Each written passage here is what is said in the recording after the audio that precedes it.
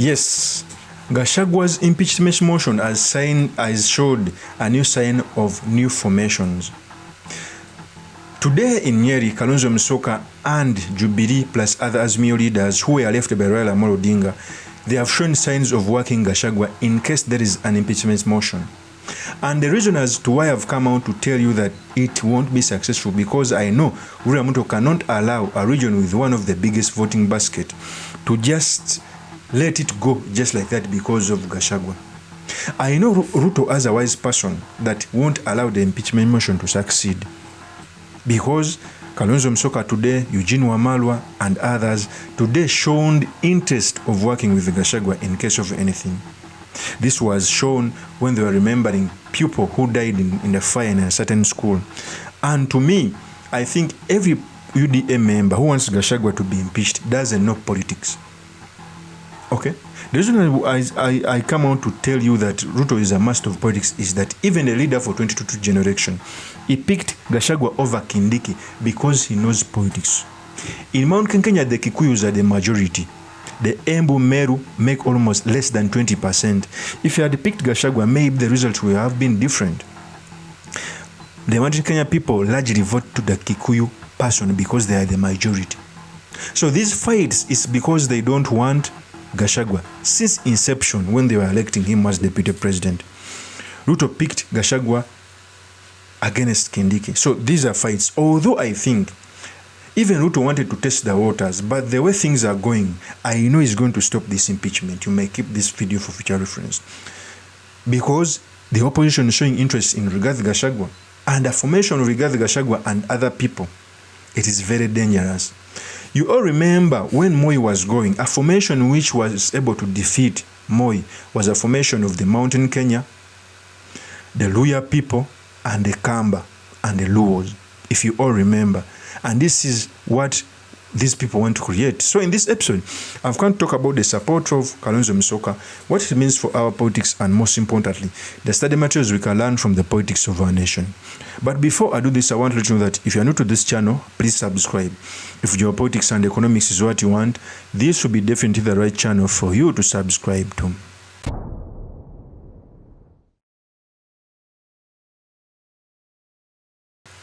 So we all know that today there was a recurrence of those who died in fire, and Kalonzo Musyoka showed interest to work with Gachagua.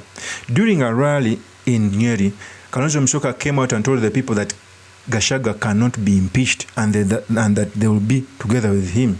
It is now very many months as the Azimio leaders are showing interest to work with Gachagua, and I know Ruto as a wise person, he cannot allow it. You cannot put Raila in opposition in government and create another opposition in Gachagua. Trust me, remember Gachagua has money. He comes from the biggest basket. That is a community. You cannot just play him just like that. To show you that Kalonzo supported Gachagua, in this, I want to show you a play with a tape when he was holding a rally. Here's the tape. Yanini kugawanya tikiti basi. Kwa hivyo ni wazi Rigathi hataenda. Mimi kwa mlengo wetu wa Azimio tutaenda tuketi chini. Kwanza tutangojea tuone ni kina nani hawa wanaleta huyo mswada. Tuangalie mswada unasema nini. Ikiwa ni upuzi kama kusema kwamba Rigathi ndiye amesimamia mambo ya jinsi, huyo ni upuzi mtupu, hatutakubali hiyo. Sawa? Na kwa hivyo tutatoa taarifa ya pamoja kama Azimio. Tuseme kama wanataka kuimpeach Rigathi, waimpeach pia Ruto. So that is Kalonzo Musyoka fighting for Rigathi Gachagua. Very many people don't know that one of the biggest opposition in Kenya has been led by Raila Amolo Odinga Luo and a person from Central Kenya. One of the biggest opposition was Matiba and Mwai Kibaki. Even during Mwai Kibaki, Raila had to cede ground. Okay, so Ruto knows that you cannot create an opposition from one of the biggest community. It will be drama. It will be messy. And remember, this is politics at play. Members of parliament never liked Gachagua. I know Gachagua may have some shortcomings in the way how he handles business, but it's incumbent upon the president to call him, sit him down, tell him what he needs to do. If the president does not gives a green light to this impeachment in the most unlikely events, because I am sure that Ruto won't give a green light to this, maybe he's shaking his deputy, but in the most unlikely events gives an impeachment to Gachagua, it will be one of the greatest mistakes. Trust me. That's the truth. Because Kenyan politics is tribal. People can come and see you in thousands, but they won't vote for you. Right now, Gachagua has radicalized all the Central Kenya people. There is no way you will tell them that I've given you ministers or anything. And the worst mistake is to bring a Kindiki, a minority in Western Kenya. Maybe it is a scheme to divide Mountain Kenya. Okay? If it is a scheme, then Ruto is playing politics, but it will be most unfortunate. Because the Kalenjin and the Kikuyus have a big history since independence of working together. It cannot be that Ruto wants to break it. They worked together during Moi, to an extent that Moi held a hand of Uhuru Kenyatta a Kikuyu. Okay? They have worked together even when Uhuru was standing for president, he was helped by Ruto. Even when Uhuru had wanted to break this, people refused. And this is what Ruto is trying to do. I know the Central Kenyan people will refuse and they will follow Gachagua. To show that the Kenyan people are changing, they even told Ruto that he must go. Here is the tape.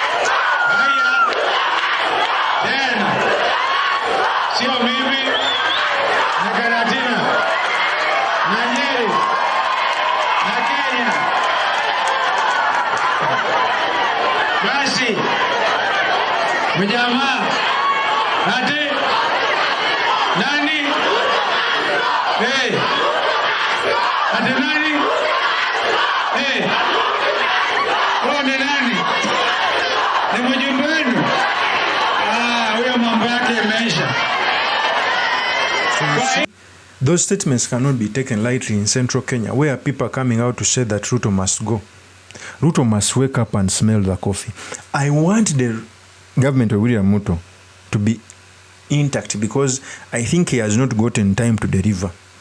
He has faced a lot of opposition from the people and other things, like the biggest demonstration in almost a year. Even Uhuru didn't face that.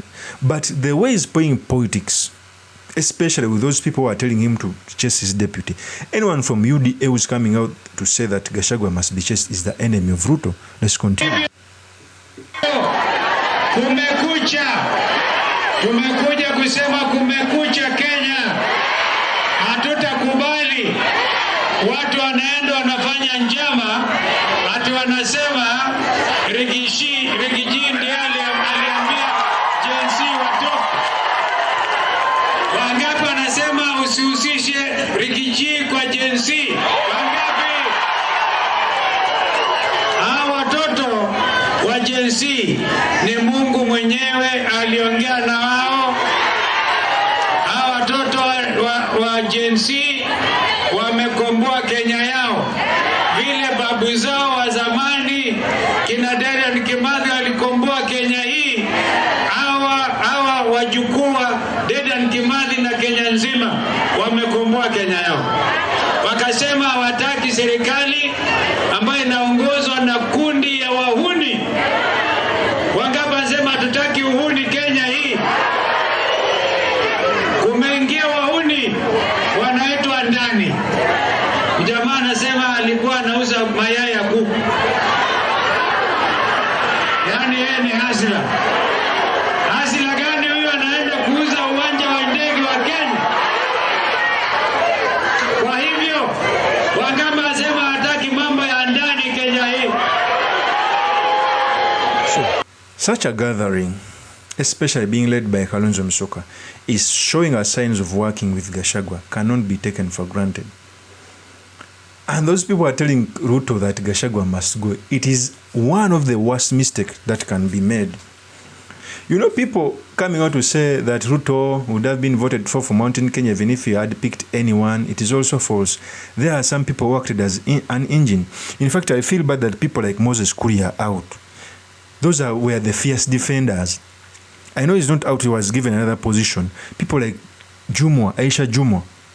Now you are touching on Gachagua. And I know in the scheme of dividing Mountain Kenya, after Gachagua, they will come for Kimani Ichung'wah, Ndindi Nyoro, and others. The Mount Kenya people cannot sit down as they see their son being taunted. In fact, in the most unlikely event this thing passes through, William Ruto would have created one of the biggest opposition of his government by himself. If William Ruto wants to govern this country even for the next 7 years, he must remain with Gachagua. Just sit him down, tell him what to do other than impeaching him. Hey! Aya! Hebu huyo mama! Aya!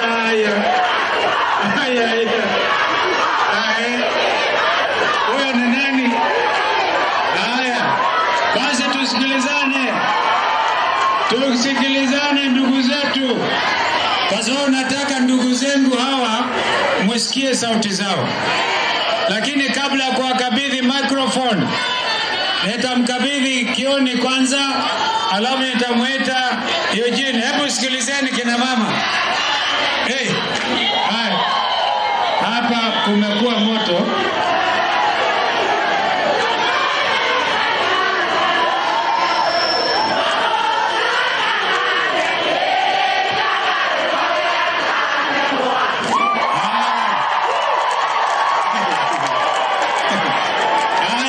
Sikilizeni, wacha tuwape maneno. Mimi kwa mara nyingine nitasimama nisame mlima hautagawanywa mara mbili.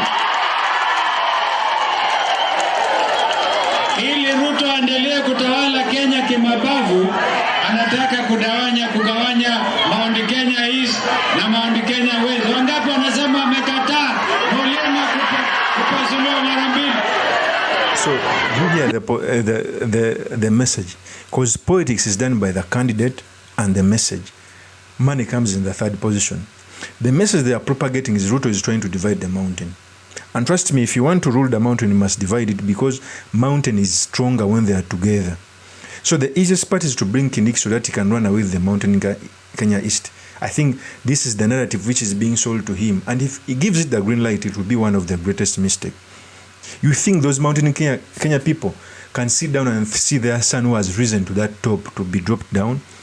Kenya is a local. Politics is local. Every tribe wants to support their own when it reaches one of the topmost position. So anyone who is coming out that Gachagua should be impeached is an enemy of Ruto. And I know Ruto, as one of the wise person, is not going to buy into this narrative. Let's continue. Mimi kwa mara ya pili ninasimama katikati na kusema wakora wataenda nyumbani. Hii motion wanatema kuimpeach Rigathi. Wangapi wanasema haitawezekana?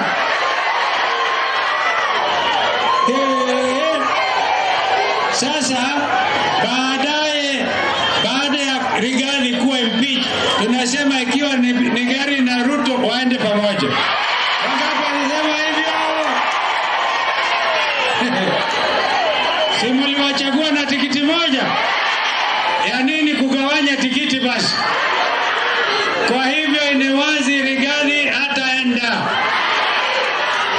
Mimi kwa mlengo wetu wa Azimio tutaenda tuketi chini.